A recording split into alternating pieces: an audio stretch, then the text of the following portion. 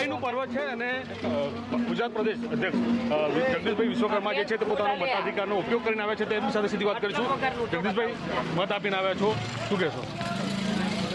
છેલ્લા આ લોકશાહીનું પર્વ જ્યારે સમગ્ર ગુજરાતમાં ઉજવાઈ રહ્યું છે, છેલ્લા 25-30 વર્ષથી ગુજરાતની જનતા એ ભારતીય જનતા પાર્ટીના વિકાસને જનસમર્થન આપે છે.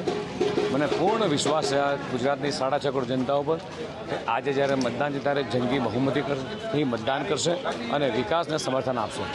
ખાસ કરીને મતદારોને શું અપીલ કરશો, શું કહેશો મતદારોને મત આપવા માટે?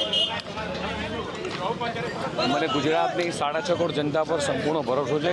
એમણે છેલ્લા 25-30 વર્ષથી વિકાસને જનસમર્થન આપ્યું છે અને આજે પણ તેઓ એ વિકાસને જનસમર્થન આપશે. આપના માધ્યમથી ગુજરાતની તમામ જનતાને મારી નમ્ર અપીલ છે, ગરમીનો માહોલ છે, વહેલામાં વહેલી તકે મતદાન કરી અને આપણા મતનો અધિકારનો ઉપયોગ કરીએ. બિલકુલ, એટલે કે પોતાના મતનો ઉપયોગ કરીને આજે સૌથી વધારે મતદાન થાય તે પ્રકારની તેઓએ અપીલ કરી છે. અને સૌથી મહત્વપૂર્ણ છે કે ગરમીનો માહોલ છે ત્યારે ગરમીના આ માહોલમાં તેઓએ અપીલ કરી છે કે બને એટલું વહેલું મતદાન થાય અને 100% મતદાન થાય તે પ્રકારની અપીલ જે તે કરી છે. કેમેરામેન અવસાદ સાથે અભિષેક સિંહ વાઘેલા, ABP અસ્મિતા, અમદાવાદ.